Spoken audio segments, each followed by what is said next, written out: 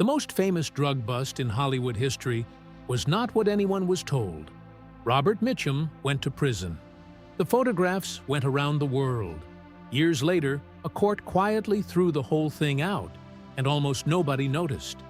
But the part that still stops people cold is why it happened at all, and who was really being punished that night. His family knew. They never said a word about it, not once, not to anyone, for the rest of their lives. There was no dark crime behind that silence. There was something else, and it's worse in a different way. The accident that made him. Robert Charles Derman Mitchum was born on 6th August 1917 in Bridgeport, Connecticut, into a Norwegian-Irish Methodist family. Before he was old enough to remember much of anything, that family was broken by one terrible accident. His mother, Anne Harriet Gunderson, was a Norwegian immigrant and the daughter of a sea captain. His father, James Thomas Mitchum, was a shipyard and railroad worker of Irish descent.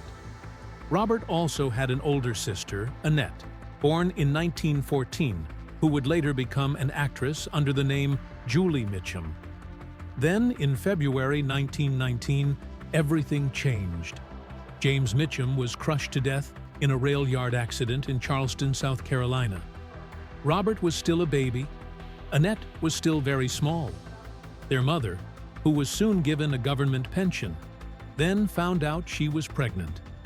In September of that same year, her third child, John, was born. He would grow up never knowing his father at all. That loss sits at the center of Robert Mitchum's story. Biographers return to it again and again because it explains so much. A working-class family was shattered in one afternoon by industrial machinery. A widow was left to raise 3 children under 5. A boy grew up without a father during the hardest years of Depression-era America. Much of Mitchum's later attitude seems to rise from that beginning. The distrust, the guardedness, the feeling that the world does not care what happens to you, the habit of hiding pain and refusing to let anyone see fear.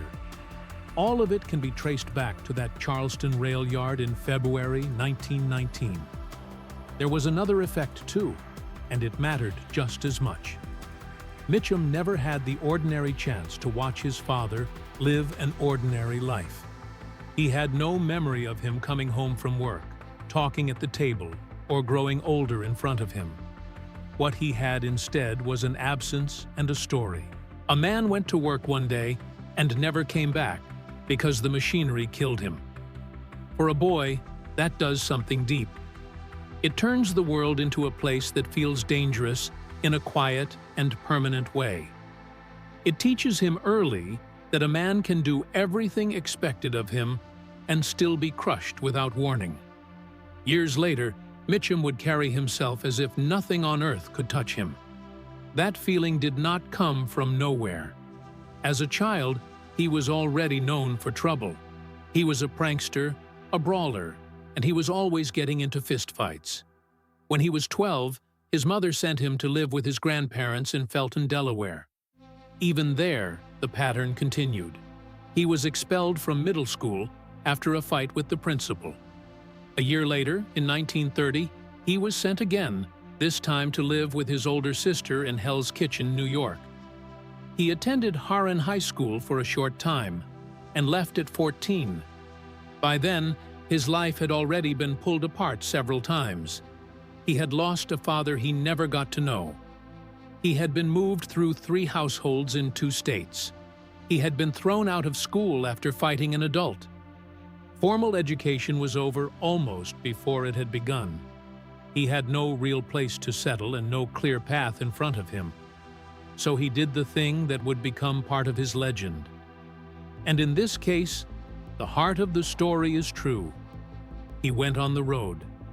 The chain gang Robert Mitchum became one of the Depression's wild boys of the road, one of the many displaced teenagers who rode freight trains across America during the 1930s looking for work, food, and a place to sleep. He lived that life for years. He dug ditches for the Civilian Conservation Corps. He worked as a coal miner, a deckhand, and a laborer. He also boxed professionally and later claimed a record of 27 fights. Then, in Savannah, Georgia, his drifting life collided with something much darker. He was arrested for vagrancy. In the American South of that time, vagrancy laws often worked as a way to pull poor people into forced labor. Mitchum was sentenced to a chain gang. He escaped. Some details change depending on who tells the story. In one version, he was 14. In another, he was 16. Some accounts say he got away after 6 days. Others say it took a week. That confusion is part of the problem with Robert Mitchum stories. He loved telling them, and he was famous for making his own life sound bigger, rougher, and stranger each time. Even his obituary in Variety pointed out that many of his stories from that period were so wild that it was hard to know where truth ended and exaggeration began. Still, the chain gang was real. That part stayed with him, and it left a mark that later showed up in almost every performance he gave. It helps to remember what a Georgia chain gang in the early 1930s actually meant. Prisoners were shackled together by the ankles. They were kept in cages or rough barracks. They worked on roads and public projects under armed guards in brutal southern heat. Violence was common. Oversight was weak. The whole system fed on poverty. A man without work and money could be arrested, sentenced, and pushed into unpaid labor. Black men suffered under it most heavily, but poor white drifters could get trapped in it too. Mitchum did. A teenage boy from Connecticut walked into that world and then somehow managed to walk out of it. Years later, in a 1962 interview with the Saturday Evening Post, he said something that reveals a great deal about those years. He explained that he learned about the police and the inside of jails very young. When he was too cold and hungry, he sometimes turned himself in at local police stations because a jail cell was warmer than the street. That line says almost everything. He was still a teenager, homeless in the middle of the Depression, and sometimes a prison cell felt safer than freedom. By one count, Mitchum was arrested 11 times over the course of his life for minor offenses. So when he later played hard men, drifters, ex-convicts, and killers, he was drawing on something real. When he became Max Cady in Cape Fear, or the terrifying preacher Harry Powell in The Night of the Hunter, he was not inventing that feeling from a distance. He had seen those cells. He had known the men inside them. He understood the stillness, the watchfulness, and the way danger can sit quietly in a room. That is why his performances carried such force. The girl he met at 16. Somewhere in 1930s New York, Robert Mitchum met a young woman named Dorothy Spence. He was around 16. That meeting would matter for the rest of his life. 9 years later, in 1940, he went back east and married her. The date was 16th of March, 1940. They remained married for 57 years, all the way to the hour of his death. That fact may be the most surprising thing in the whole Robert Mitchum story. It is also the part of his life that his family guarded most carefully. From the outside, the marriage seems almost impossible. Stories of affairs followed him for years. His name was linked to Ava Gardner, Rita Hayworth, and most openly to Shirley MacLaine. He drank heavily. He disappeared for long stretches. In 1948, he was arrested at a Laurel Canyon party at 3 in the morning with another actress while he and Dorothy were separated. And still, Dorothy Spence Mitchum remained. Hollywood came up with its own explanation and repeated it so often that it hardened into myth. Obituaries often suggested that the marriage lasted because Dorothy was willing to ignore what she saw. That version is neat, blunt, and easy. It is also too simple. What can be said for certain is much more striking. Dorothy never gave a public interview settling old scores. She never wrote a memoir. She never publicly discussed her husband's affairs, his drinking, or the way he lived. She kept that silence while he was alive, and she kept it after his death too. She lived another 17 years and died on 12th April 2014 in Santa Barbara at the age of 94. Whatever she knew, she chose to keep to herself. That silence became part of the family story. It lasted for decades. People can guess at what it meant. They can call it love, discipline, pride, patience, or something else entirely. Dorothy herself never offered an answer. It is worth stepping away from the usual Hollywood reading. Dorothy is often cast as the suffering wife who stayed out of weakness or convenience, yet the actual record gives a fuller picture. She testified in a criminal case against a man who had stolen from her family. Later, she returned to a husband who was already in disgrace, even though she had reasons and chances to leave him for good. Those are not the actions of a passive woman. Whatever existed between Robert and Dorothy Mitchum seems to have been something she chose with full awareness, again and again, across 57 years. Then she refused to explain that choice to anyone outside the marriage. Together they had 3 children. James was born in 1941.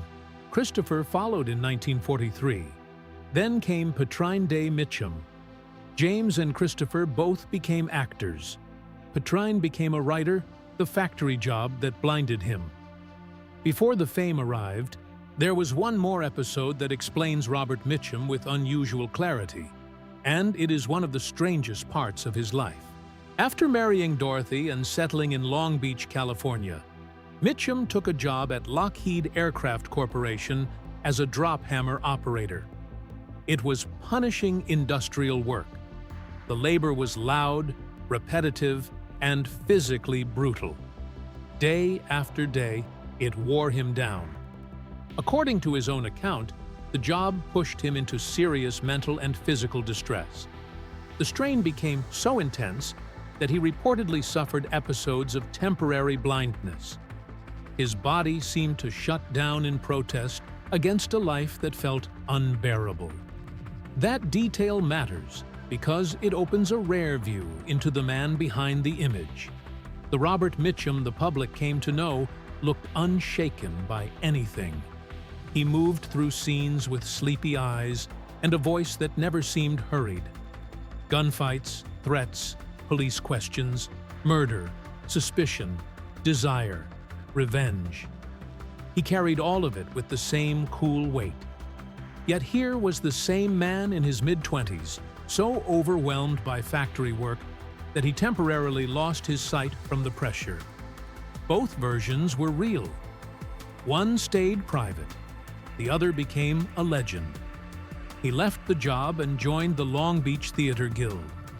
At first, he worked backstage as a stagehand. Then he began taking small roles. He also used his gift for verse to write lyrics and monologues for his sister Julie's nightclub act.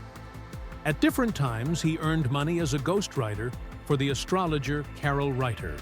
His film debut came in 1943 in Hoppy Serves a Writ, a Hopalong Cassidy Western. Fittingly, he played a villain. After that, he moved through dozens of small roles, mostly as heavies in westerns. In 1944, he signed with RKO. That contract was later shared with David O. Selznick and eventually purchased by Howard Hughes, a development that would shape much of what came next. Then came the turning point. In 1945, Mitchum was cast as Lieutenant Walker in William Wellman's The Story of G.I. Joe. The performance brought him the only Academy Award nomination of his career for Best Supporting Actor. That same year, he was drafted into the U.S. Army. All at once, Robert Mitchum was no longer a drifter or a laborer or another actor waiting in the shadows. He was a movie star, and within 3 years, he would be sitting in a jail cell again.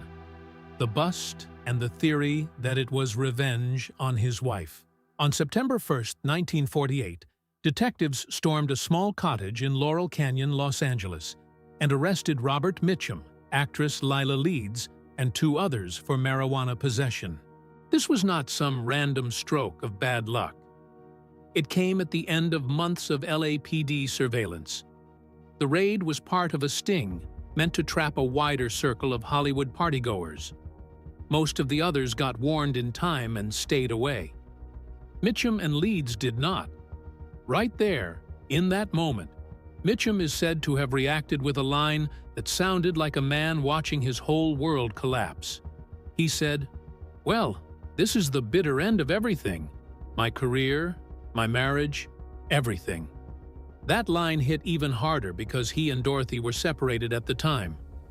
After that, the whole thing exploded into a media frenzy. Mitchum entered a plea of no defense. He and Leeds were sentenced to 60 days plus probation. He spent a week in the Los Angeles County Jail, where he gave one of the most famous wisecracks of his life, telling a reporter it was like Palm Springs, but without the riffraff. Then he served 43 days at a prison farm in Castaic, California, from February 16th to March 30th, 1949. Then Life magazine came in. The photographs that followed became some of the most famous images of the decade. Robert Mitchum, movie star, was now shown in prison denim, mopping floors. But there was another side to this story, and it changes the way the whole episode looks. Investigations later carried out by Howard Hughes and by Mitchum's own attorney uncovered evidence of a direct link between the marijuana raid and testimony given by Dorothy Mitchum. Dorothy had testified against her husband's former business manager, Paul Behrman, who was later convicted of embezzlement. The investigators concluded that her testimony was directly connected to the raid that sent Robert Mitchum to jail. They also found that a man named Ford was the person who tipped off police that Mitchum would be at Lila Leeds' Laurel Canyon home that night. That means the most famous drug bust in Hollywood history may have been, at least in part, revenge aimed at Mitchum's wife for helping convict a thief. The implications are hard to ignore. Dorothy Mitchum did what the law asked of her. She testified against a man who had been stealing money, and he went to prison. Then, according to the investigators hired by her husband's employer, the answer to that was months of surveillance, a late-night arrest, a jail sentence, and humiliating prison photographs published for the world to stare at. If that is what happened, and it is what Howard Hughes's investigators and Mitchum's own attorney believed, then the most famous scandal of Robert Mitchum's life did not grow out of reckless behavior alone. It grew out of his wife's honesty. The case was reopened by the Los Angeles County District Attorney's Office. Then, on January 31st, 1951, Mitchum's conviction was overturned after the arrest was exposed, in the language used at the time as a setup. The court referred to an exhaustive investigation of the evidence and testimony presented at trial. Yet the correction barely made a sound. The arrest had filled front pages across the world. The reversal came and passed almost quietly. That imbalance stayed with Mitchum for the rest of his life. The scandal shouted. The truth slipped by in a whisper. It helps explain why he eventually stopped trying to correct people. There was damage beyond Mitchum, too. Lila Leeds was only 20 years old when she was arrested beside him. She had no studio standing behind her, no Howard Hughes, and no elite legal team to protect her. Her career collapsed. She ended up starring in the cheap 1949 exploitation film She Shoulda Said No, a movie built directly around her disgrace and sold that way. Mitchum stepped out of Castaic and went back to leading roles. Leeds never truly recovered. Few stories show more clearly what studio protection meant in the 1940s. And Dorothy returned. She and Mitchum were estranged when the arrest happened, yet she came back to his side and supported him in public through the whole ordeal. They reconciled. Then they stayed married for another 48 years. Meanwhile, the public hardly cared about the deeper story at all. Rachel and the Stranger, the first film released after the scandal, became a box office hit. In some ways, the bad boy image only made him more famous. The actor, nobody, was allowed to take seriously. Underneath the legend, there was a professional frustration that never really went away. Admirers of Robert Mitchum have argued about it for decades. He made more than 125 films across a career that lasted 55 years. He ranked 23rd on the American Film Institute's list of the greatest male American screen legends. And when the material truly matched his talent, he was extraordinary. The proof is there in a small group of remarkable films. In Out of the Past from 1947, he played a tired, doomed private eye and helped define the emotional feel of film noir. In The Night of the Hunter from 1955, Charles Laughton's only film as director, he gave the world Harry Powell, the murderous preacher with love and hate tattooed across his knuckles. It remains one of the most chilling characters in American cinema. In The Sundowners from 1960, he showed real warmth and tenderness, revealing how much depth had long been hidden behind the hard man image.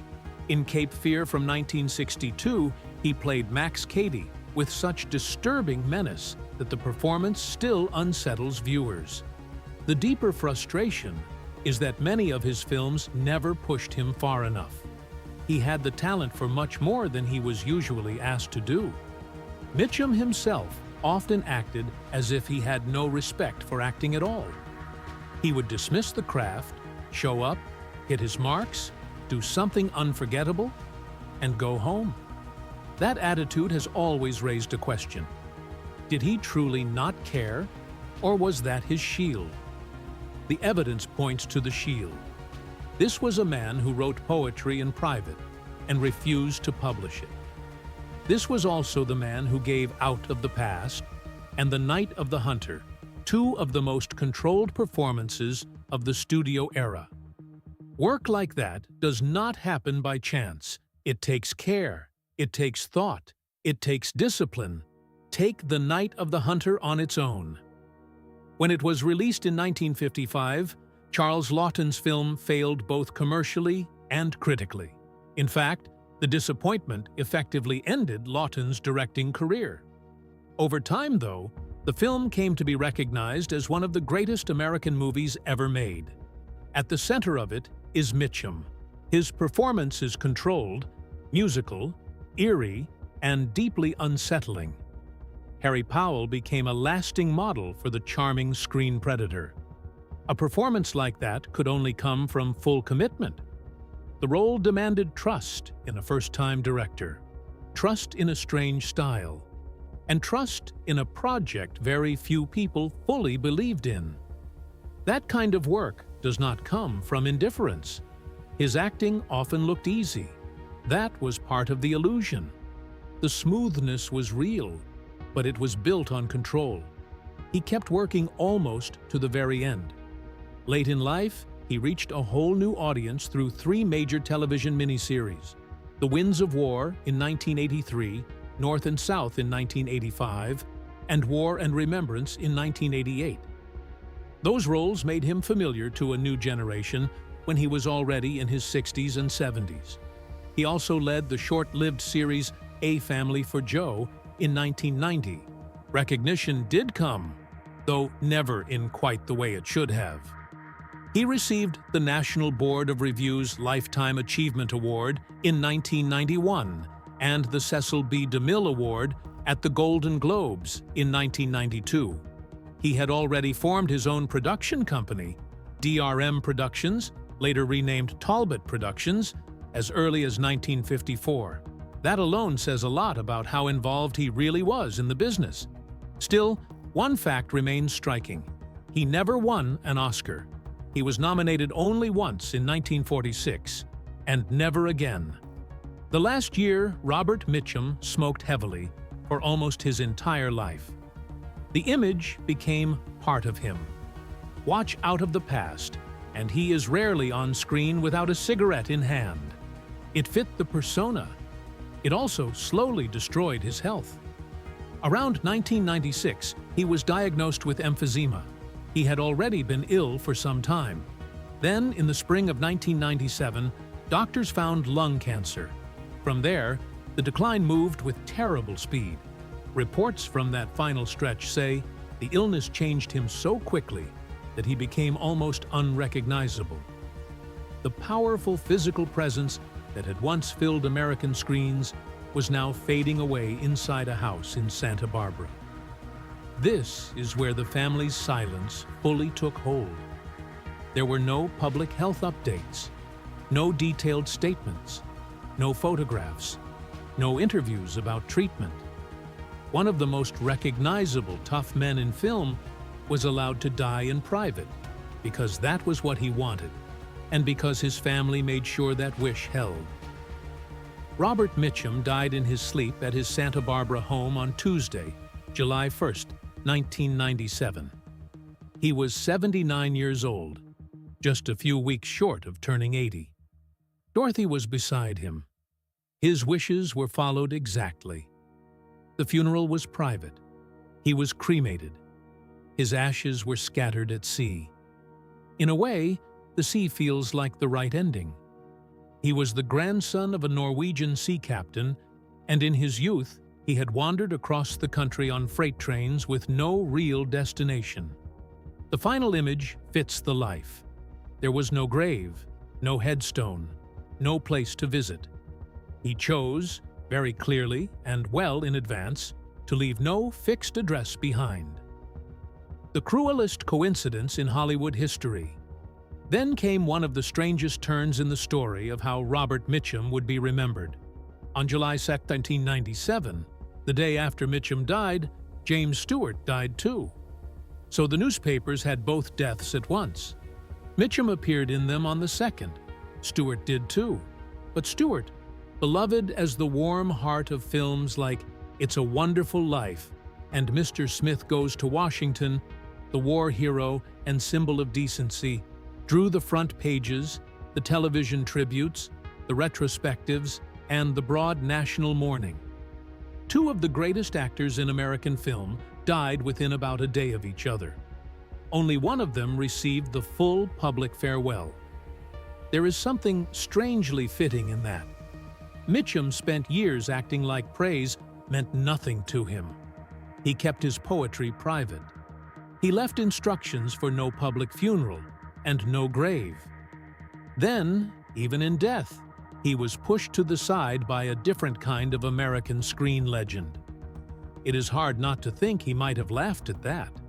The contrast between the two men also speaks to the different stories America likes to tell about itself. Stewart stood for decency, sincerity, and quiet heroism. Mitchum carried something rougher and harder. He looked like the drifter, the cynic, the man with buried damage. Stewart got the full ceremonial goodbye. Mitchum got the mugshot, the myths, and much later, the re-evaluation. The fact that both men died within a day of each other, and that only one of those departures became a national public event, says a great deal about how each of them fit into the country's imagination. And through all of it, Mitchum's family said nothing. What the silence actually was. So the real answer is simpler and more revealing than scandal-hungry stories would have people believe. The Mitchum family did not stay silent because they were hiding some dark crime, some buried disgrace, or some secret horror waiting to be exposed. There is no hidden nightmare here. That idea belongs to a style of celebrity storytelling that uses ominous language because suspense attracts attention. The family stayed silent for 4 clear reasons, and each one tells us something important. First, they stayed silent because Robert Mitchum asked them to. His final instructions were direct. He wanted a private funeral, cremation, and his ashes scattered at sea. A family spokesman confirmed this, and then the family withdrew from public discussion. He planned his departure carefully, and they honored it. Second, Silence had already been the rule in that household for decades. Dorothy Mitchum was married to him for 57 years. Through affairs, drinking, arrests, and separations, she never publicly aired her grievances. She kept that same discipline after his death. She outlived him by 17 years and died in 2014 at the age of 94 without using the public stage to settle anything. That was not a last-minute choice. That was a lifelong pattern. Third, Robert Mitchum himself had shown for years that he deeply valued privacy. He wrote poetry, plays, and music, yet insisted that none of it be published. He guarded his inner life intensely. What he protected was not some monstrous secret. What he protected was his sensitivity, his thoughtfulness, and the part of himself that did not fit the public mask. Fourth, and most important of all, the family understood that his famous indifference was partly an act. The shrug, the sleepy eyes, the impression that nothing touched him. All of that helped him move through the world. But the people closest to him knew that performance was not the whole man. Beneath it was someone who cared deeply and preferred not to hand that depth over to strangers. That is the real reason for the silence. Robert Mitchum's family stayed quiet because the most public version of him was never the full truth, and they had no desire to help reduce him to a false outline. For a man who lost his father at 2, drifted into homelessness at 14, ended up on a chain gang before adulthood, and was framed by police at the height of his fame, privacy was not some casual preference. It was protection. There is also one more simple truth that runs beside everything else. His children were not interested in turning their father into public material.